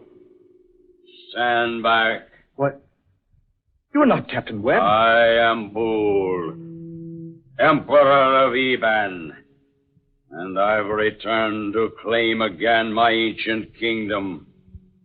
If you come one step nearer, I shall be compelled to slay you. You dare not, Bool. Lana! Judy! You seem surprised, Bool. Did you think I would forget? Lana! Judy, darling, what does this mean? Why do you speak so strangely? And why does this thing call you Lana? I am Lana, Philip Hayward. I have borrowed for a while the body of your beloved Judy. What? My mind, my spirit has entered her body. You see me as Judith Johnston, but now I am Lana, Empress of the Kingdom of Eban. I have returned to rule Eban. And I have returned to prevent. You cannot prevent it, Lana. Look here. This quarrel is none of my affair. I demand that you release whatever power you have over my fiancée. I have borrowed her body only for a little while, Philip Hayward. Just as Bool has borrowed the body of the captain of your craft. Yeah. The body I first borrowed was a weak one, a sick stowaway. The captain's is a sturdy body. Now it is mine. But you must return it to him, Bool. It is the law. You must return his body unharmed, just as I must return the body of Judith Johnston. It shall be so. I am about to enter the temple now to regain my Ebanite body. You cannot open the burial chamber unless I accompany you. I realize that full well. I enter the temple now. I shall await you, Lana, beside the sepulchre. Look here, Lana. Oh, whoever you are, this is some horrible nightmare. Philip Hayward, we must act quickly. I will try to explain. When Bool destroyed Eban 10,000 years ago, we sealed our Ebanite bodies in a vacuum chamber inside this temple. And our spirits left our bodies to roam the universe until Eban should be restored. Now Bool intends to re-enter his body and build a new Eban. Once he does reclaim his ancient body, all is lost. For no one save me can destroy him. And if I slay him, I too must die. But what can you do? I have a plan. Come with me into the temple where Bool awaits.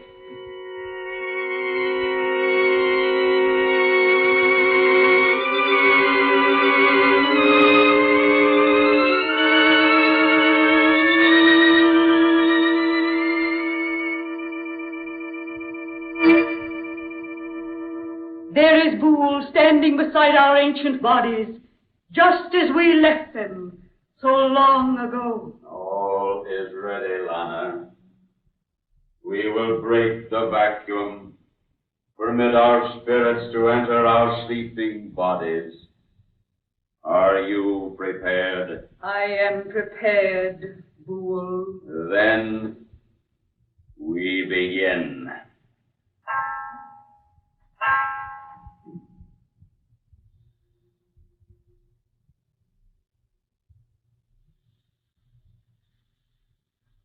Howard, look. Those bodies in the glass vacuum. They're beginning to move. Yes. Slowly. Slowly. Look at them.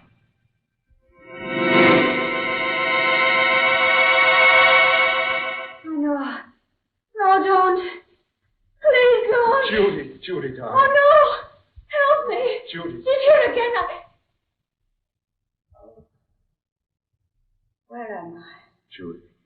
How did I get here? Judy, thank heaven she's left you. You're yourself again. Look. They've left the vacuum. See? Up there. Oh, there she is. She's the one in my dream. You are free. All of you. Not so. The three of you will remain here forever to help rebuild the populace of Eban. You cannot, Bool. Bool is all great, all powerful. Bool is the law. No one can defy. No one, Bool, save me. You lack the courage, Lana. Not now. I have the courage now. You were cruel and wicked, Bool. Your rule of ancient Eban ended in horrible tragedy.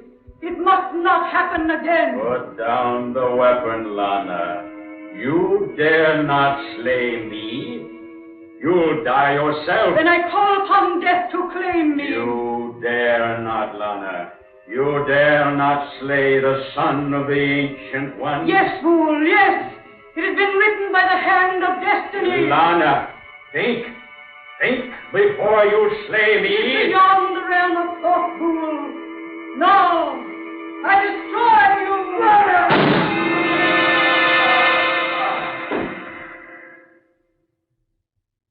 She did it. She did it. That is the end. All is finished now. Now you must go. Can you come with us, Lana? No, for soon I perish also. You must hurry now. Leave Eban quickly. Go while yet you have time. Hasten before it is too late.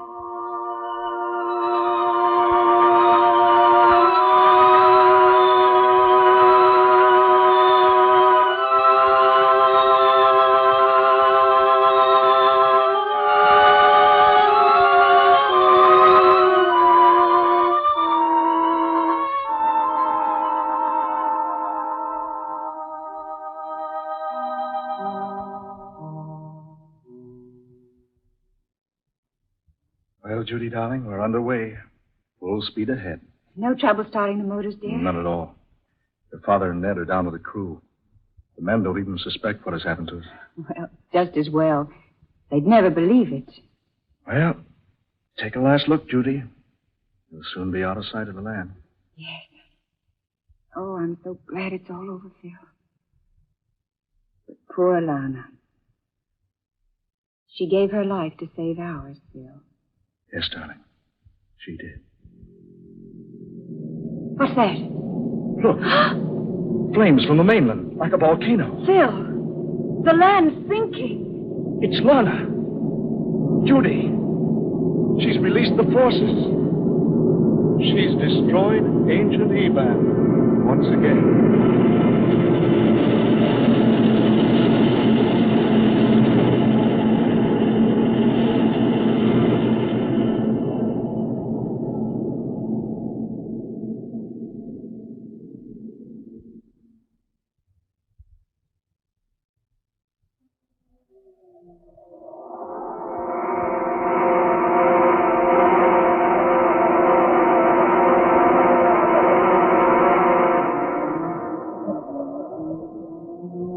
Dark fantasy.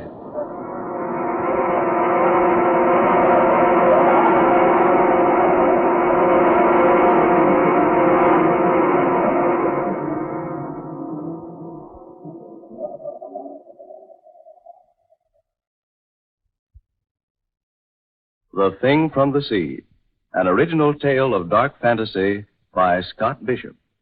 Eleanor Naylor Corrin was Judith Johnston.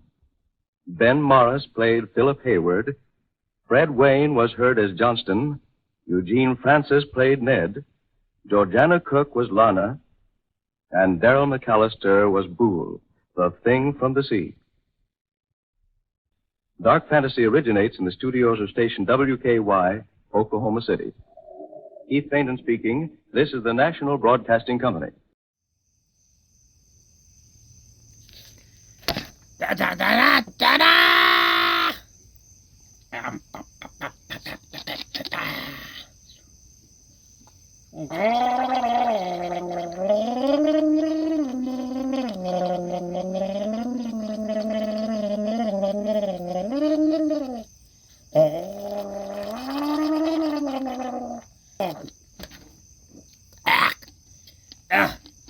I don't know where I was going with that there, but that was a thing that I did. To welcome you back, and to say, well, what an entertaining night it has been. Yeah, folks, real entertaining. A deputy, you're entertained, surely.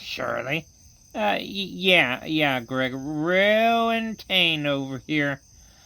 You gotta go back to work soon, right? I mean, possibly. I mean, isn't there like a county that needs policing or sheriff officing, whatever it is that you do? Greg, do you honestly not know what I do? Not really. I just know you're here a lot.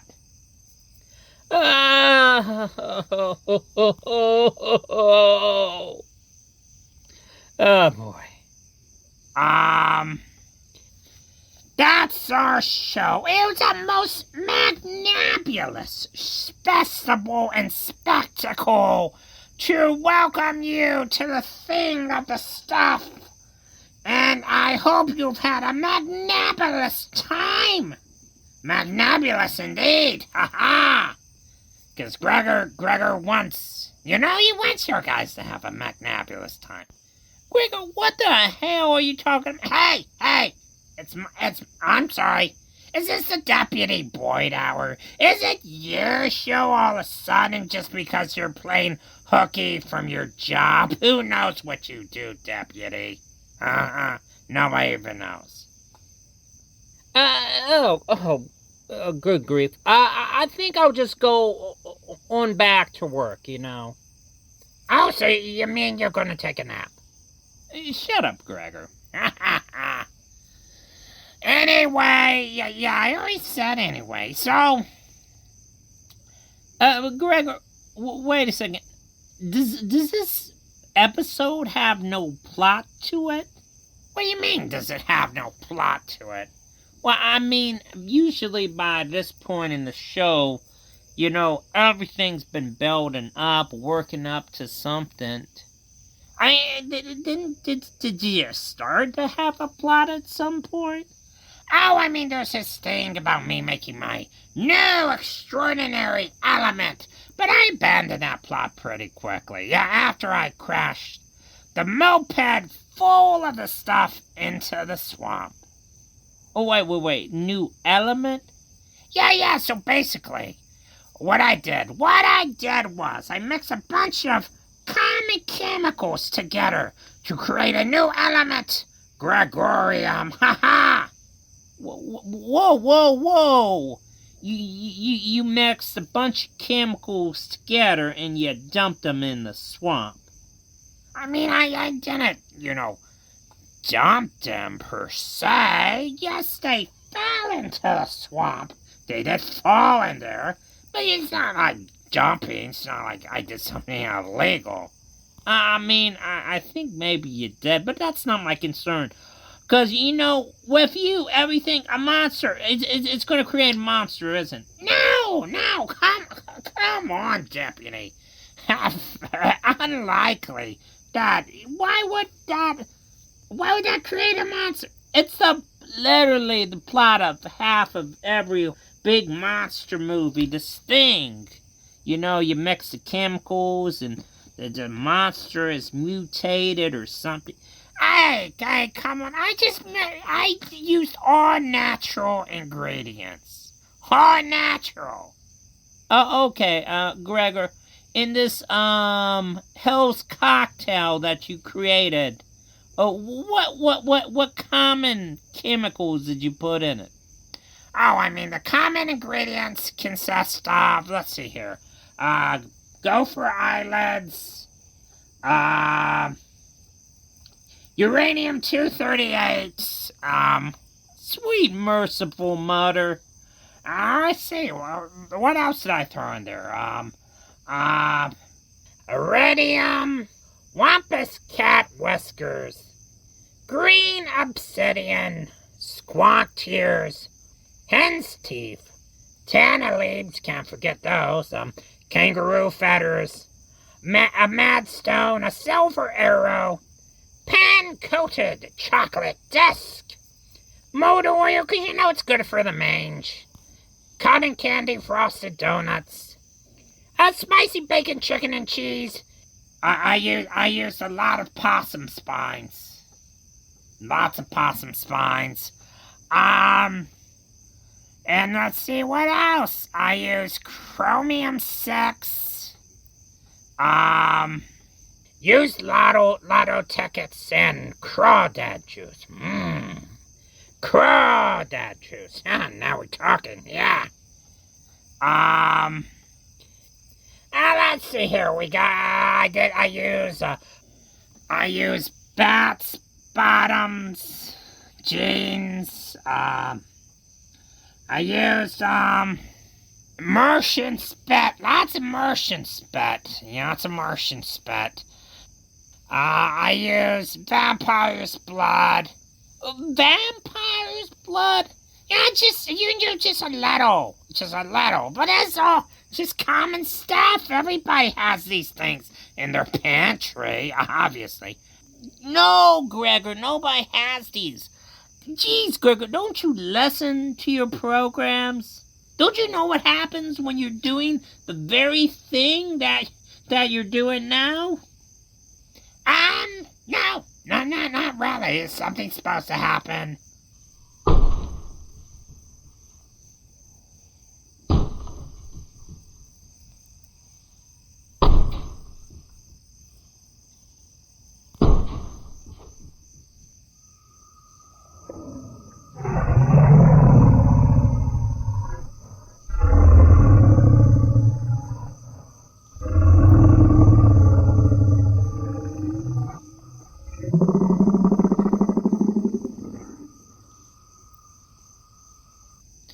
Wow, that was unexpected.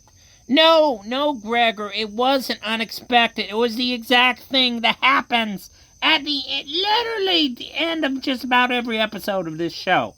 How are you not getting this? I don't know. It's kind of weird, yeah. Yeah, you think I would have wised up by now. Huh. Was it the uranium-238? I used too much of that. How the hell did you even get that? I mean, sure, it's illegal now, but I've been dead for a long time. Not like it was illegal in the 1700s. Actually, yeah, that tracks. Yeah. Yeah, that makes sense. Wait, where have you been storing it? What do you mean where? I just put it under my mattress. Oh, what? Yeah, no. It is, as my dear sweet mama says, you put a little uranium-238 under your pillow, and the uranium fairy comes, and they make you filthy rich. Yeah. I'm still waiting on the uranium fairy. I do get weird headaches from time to time. Oh. No words, Gregor, no words. Yeah, that's actually the general impression when people meet me. Okay, well, we got some unholy super creature outside. Gregor, you mean, by all that craziness, you mean the big, darn, giant, mutant, vampire moped thing?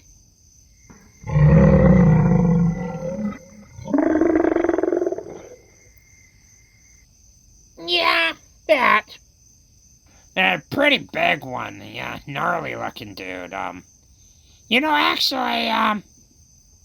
Let me try to reason with it. Oh, you're gonna do what? I'm gonna try to reason with it. Hang on.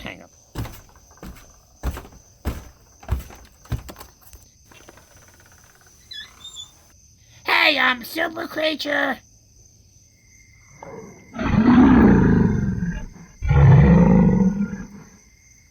Yeah, whatever. Okay, so, you know how you're like on this quest to destroy and smash stuff? Well, as you can see on my property, ain't much to smash here. Ain't much. And, you know, I was just thinking, there's a house not too far with a mailbox that says Warden on it. So I was just wondering, you know, if it isn't too much trouble, if you could just go stomping through there.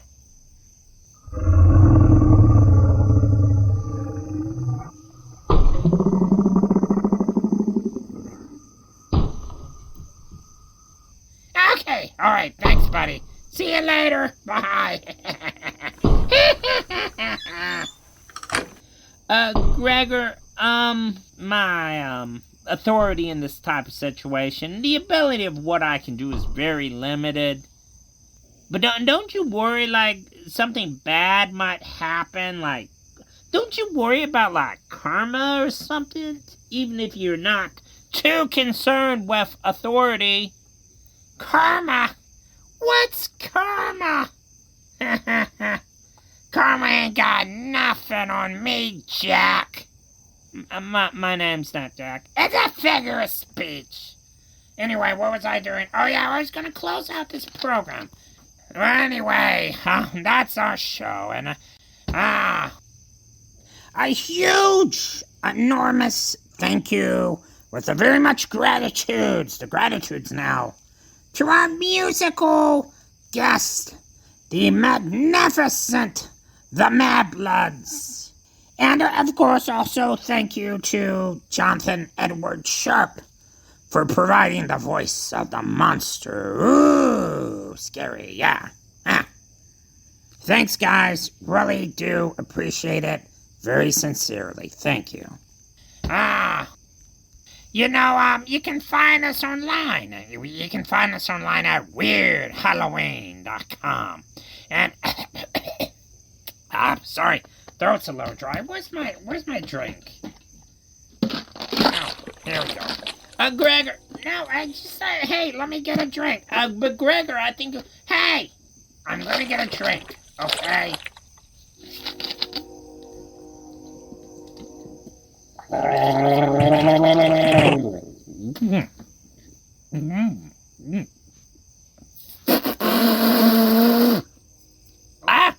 Oh! My formaldehyde tastes terrible. Gregor, that ain't your formaldehyde, and so, not that you should be drinking it. It ain't your usual cup of tea. Hey, wait a second. This bottle. This looks familiar. Oh crap! It's Gregorium. Hey, whoa! What's going on? What's going on? Hey, what's happening to me? Hey, whoa, hey, come on, crap. Oh, Gregor? Yes, deputy? You're looking a little, on the short side over there. Yep. Is there anything I can do? No, we're just gonna have to wait until it works itself off. Well, this is friggin' weird. I'm just gonna... Yeah, just go.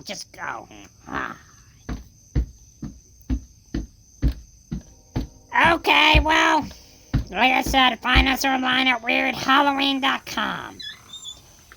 And now there's a train. Regards from the graveyard. And see you in the hereafter. Oh, you didn't do the ego. Get back to! Won't come, Shake Straight face!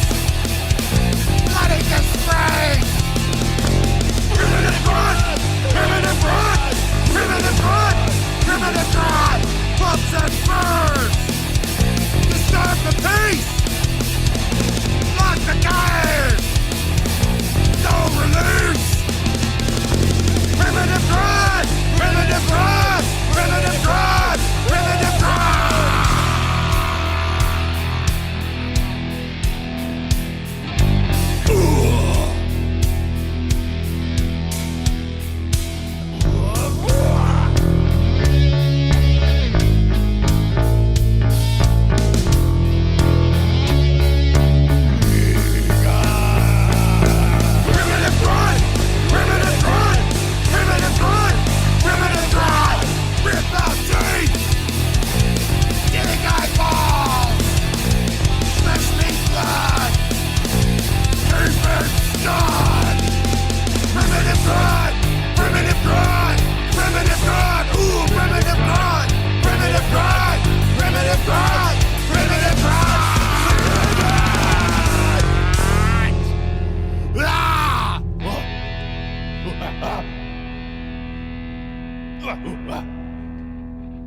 Primitive blood.